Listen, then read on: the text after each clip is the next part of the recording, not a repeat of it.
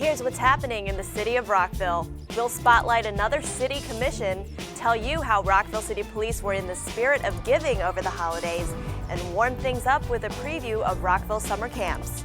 This is all the latest news in the city. This is Rock11 Now.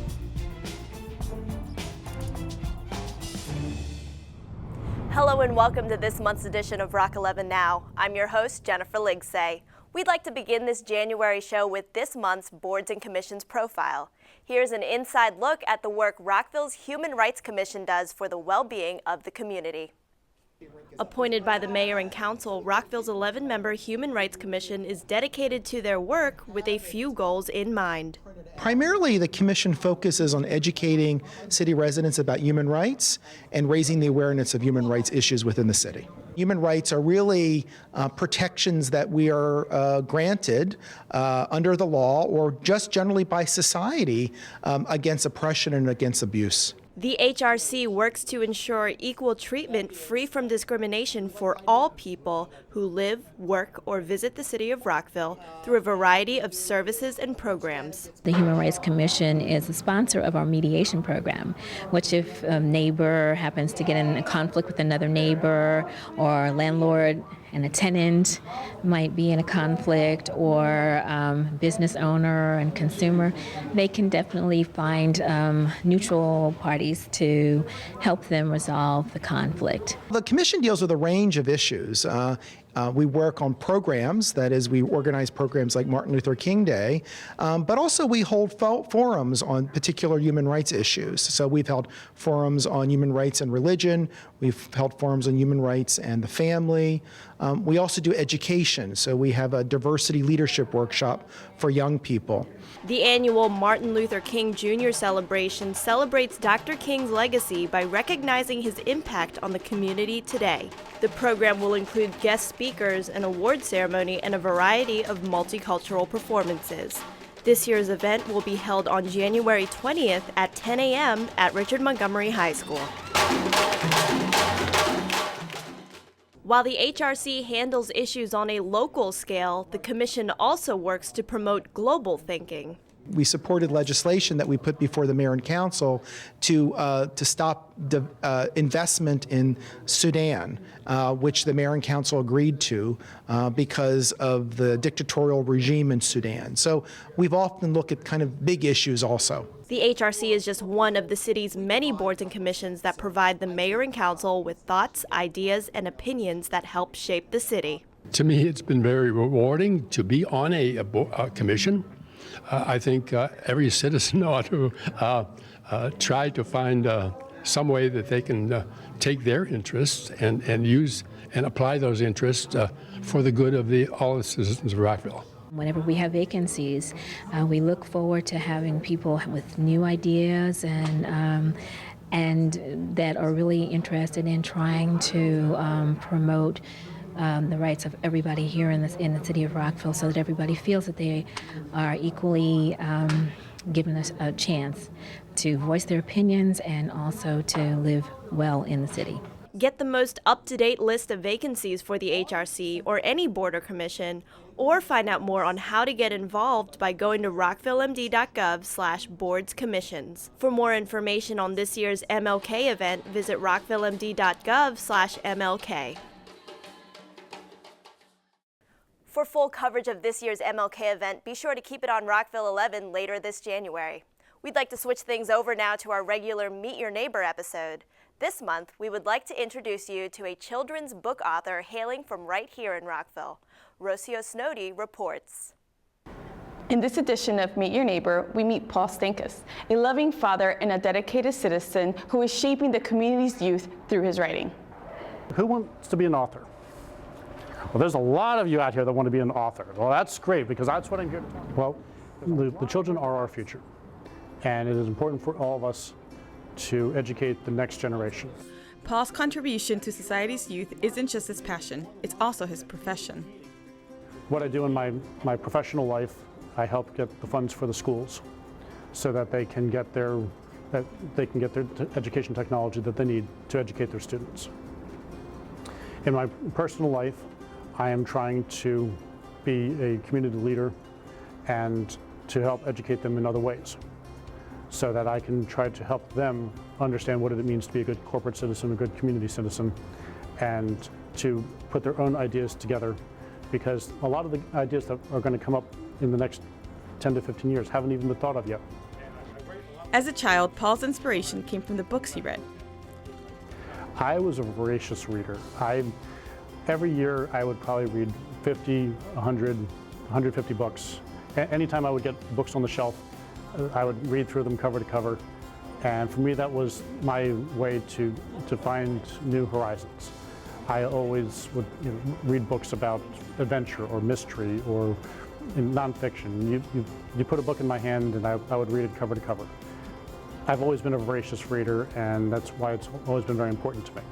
And it makes me better as an author because I do so much reading. Besides writing, his commitment to being a leader is an integral part of who he is. For me, it's always important to give back to the community. The community has given so much to me, I should return the favor and give much back to them. So I volunteer, I do election type stuff, I do stuff for the community, for our homeowners association, I do citizens assembly. So I do a lot of different things, things that interest me, things that are important. For example, when I first released Dad Desperately Needed Training Wheels, I had partnered with BizArts. And my goal was to raise enough money with the profits from the book sales that I could send a kid to camp. His aspirations of being a better citizen were all enhanced when his son Alex was born, and his writing became even more personal. I started writing what I felt natural writing. So for me, I dabbled as a child. I wrote some poems and I got a few short stories published, but I really didn't do anything with it. I went on to more worldly pursuits, but after my son was born, I decided that I really wanted to focus more on my writing. The children's book idea just came to me. It was something that I hadn't even anticipated. An incident happened one day, and I took the germ of that incident and turned it around into something that was completely fictionalized, but enabled me to put a children's book together. And part of it was me saying, what does it take to build a children's book? So for me, it was a learning experience myself. I was teaching myself how to produce my own book. It took me 16 drafts in order to do it, marrying things together, and there's a lot of work involved behind the scenes. But it was a project for me to force me out of my own comfort zone in order to grow myself. While his work is personally gratifying, Paul's mission is to leave an everlasting impact on others. I always try to find a way of giving to a volunteer organization or a charity and to partner with them. So I'm always looking for new charities to partner with and new opportunities. For Rock11, I'm Rocio Snowdy. And here's Marcus sitting there and Don't let the cold weather keep you from riding your bike outside. We checked in with the city's bike and pedestrian coordinator, Kevin Belanger, on how you can stay warm this season while out on two wheels. Chris Pfeiffer has more. Just because it's the winter time, you don't have to put away your bike. I think the winter is actually a really great time to break out your bike because you don't spend a lot of time outside necessarily in the winter. So it gets you out there and gets your heart going. And that's the word from City Bicycle and Pedestrian Coordinator Kevin Belanger. But before you hop on two wheels, Belanger has a couple of recommendations for biking in the winter months. In the winter time, you're going to want to make sure that you are dressed for the weather. You don't want to wear too much clothes though. So I brought a few of the things that I wear. For instance, my base layer, I'll wear something like this, which is a wicking t-shirt, kind of like a technical fabric. You don't want to wear cotton right next to your body since that is going to take the sweat away and keep it right next to you. So when you stop, you're going to be really cold. Otherwise, I'll wear what I normally wear, just a regular jacket, and if it's windy, a windproof layer. As for gloves, if you have a thick pair of windproof gloves, those are great. Otherwise, I wear these thin ones on my hands and stick these on top of them and it acts as an insulator there. And then if I get too hot, I can take these away. Something else I didn't mention earlier, wool socks are important. I always find I'd rather have warmer feet than colder feet, so wool socks are important. And then your helmet, if you can fit a hat under that, great. Otherwise, this can act as your hat. As for your bike, you want to make sure that you have the right kind of tires for the winter. If there's going to be snow or ice at all, you want to make sure that your tires aren't too thin and that your tread is good, that it hasn't completely worn away. So if you do happen to hit some ice or snow, you're not going to go sliding. You also want to make sure your brakes are in good condition. You always want to have tight brakes, but in the winter time especially, keeping those up. So it's important in the winter time, as the days are shorter, to make sure you always have your bike lights on you.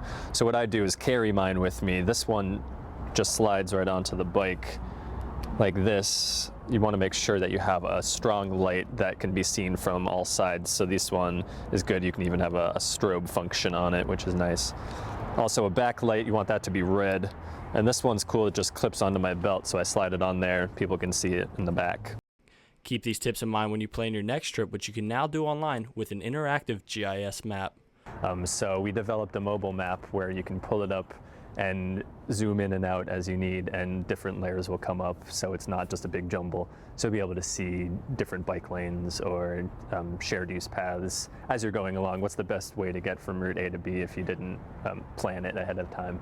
To access these maps online, go to rockvillemd.gov/GIS/maps and click on Bicycle Routes. Each year, the City of Rockville's Holiday Drive brings the community together to help out families in need during the holiday season. We'd like to share how much the drive has helped make the holidays special for our neighbors. The drive provided Thanksgiving meals to 550 households this year. A Thanksgiving luncheon was able to be served for 103 seniors at the Heritage House. The drive also assisted 500 households during December, including toys or a gift card for more than 1,000 children. Tune in to Rockville 11 later this month for a new special highlighting this year's drive and an in-depth look at how these numbers were made possible.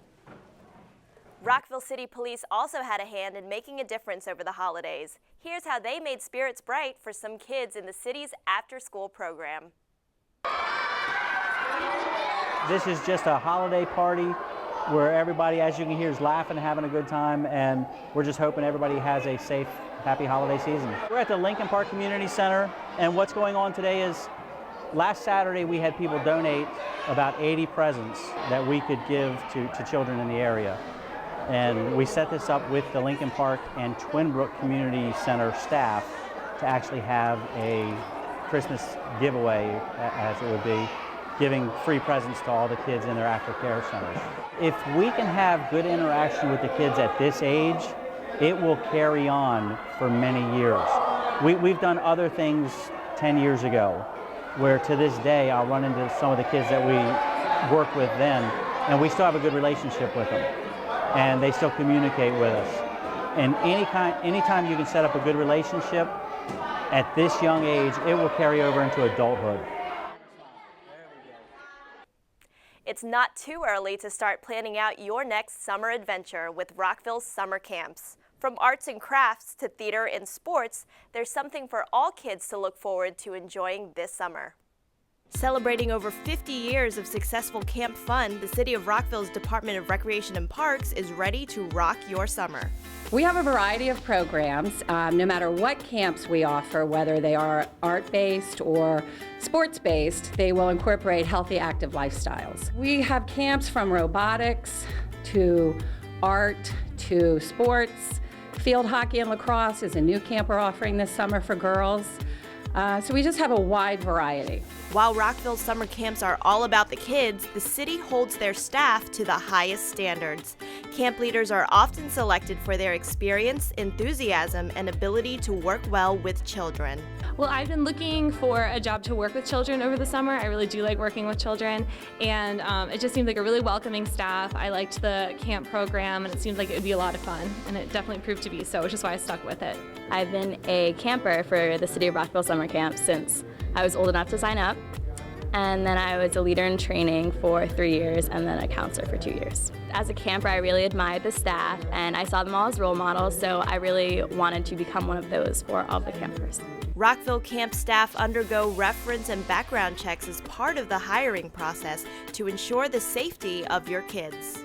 We train them. We'll do CPR, first aid, and we go through a variety of things at orientation. We always go through rules with the campers to make sure not only do they have a respectful environment, but they know not to run in the classroom and, just to be careful when we're outside, stay together, not talk to strangers, things like that. While each year brings a different camp experience for both the kids and the staff, one thing's for sure: the city is here to make your summer one to remember. This summer I was a leader at the pottery camp. So we teach them how to use the wheel and teach them how to make different little creations out of clay. And then, of course, we go to the pool and play sports and arts and crafts with them. So we do a lot of different stuff. Last summer, when I was working at Crafts Galore and More, one of the projects we were doing, it was called a shoebox city.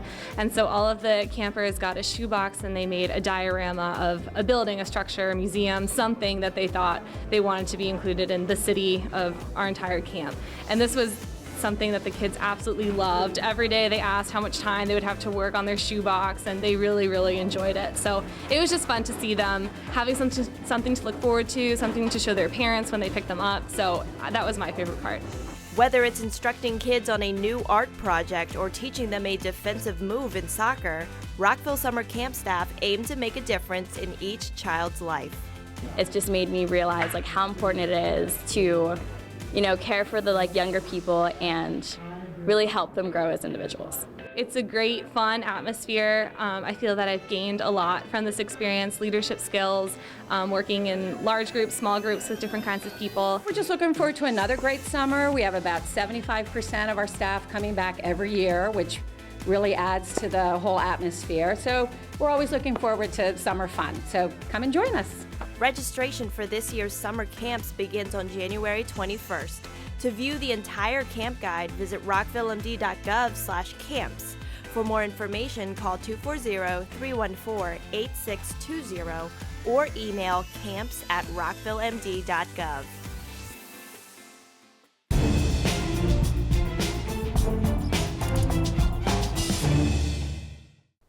Hello, Rockville. I'm Rockville 11's Morgan Lash, here with all the news you can use for the month of January. The Lincoln Park Community Center has partnered with Burlington Coat Factory's Gaithersburg location to ensure that residents are staying warm this winter, and they could use your help. The annual coat drive is asking for donations of new or gently used coats for the winter. These coats will be distributed to families in the year throughout the county later the month. 2 years ago, we were about 400, and last year we did 650, over 650, and it was so great that we were able to donate to 2 different organizations, Burlington and another organization, Interfaith, which is a shelter around the corner.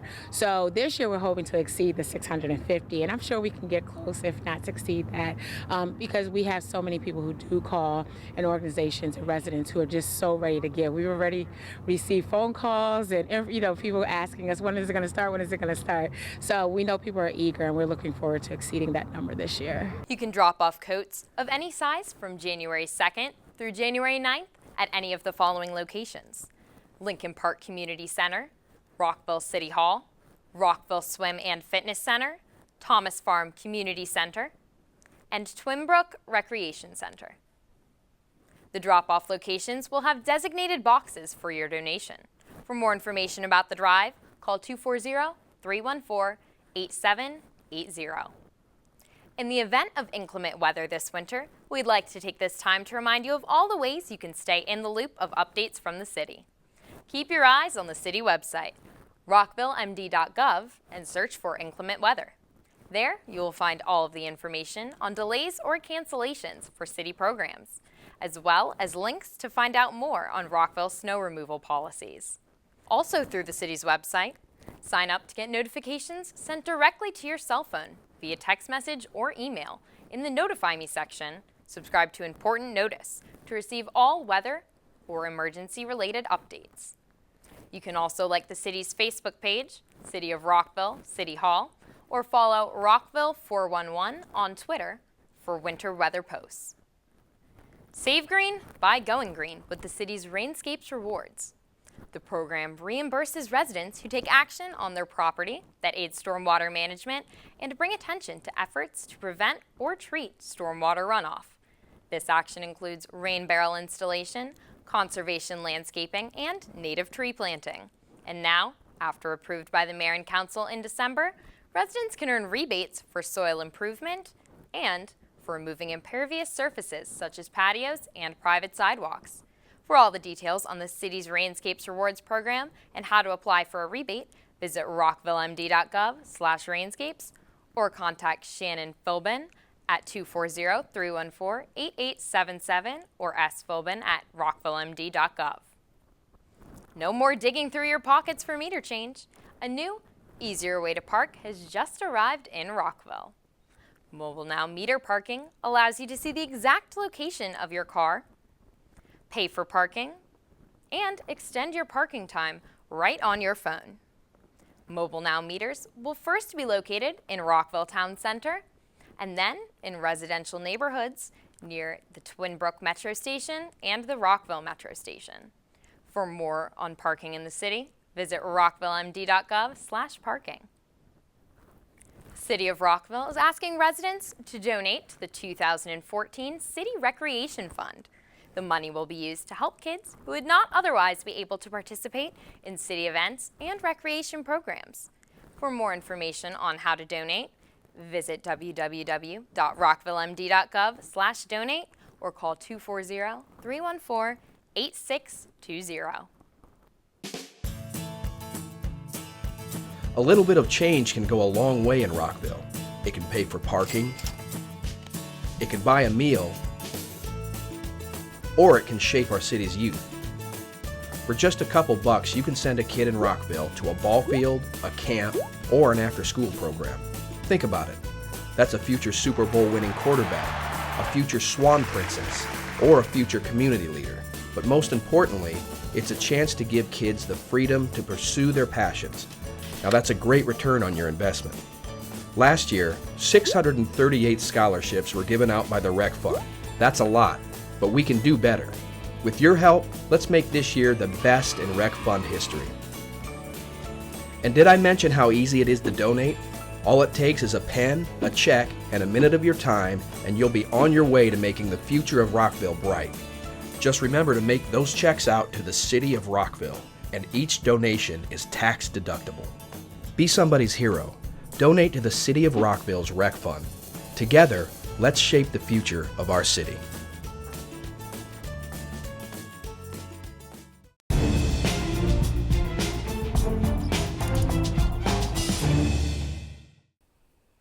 As the new year begins, we'd like to take this time to reflect on some of the many highlights the city has seen in 2013.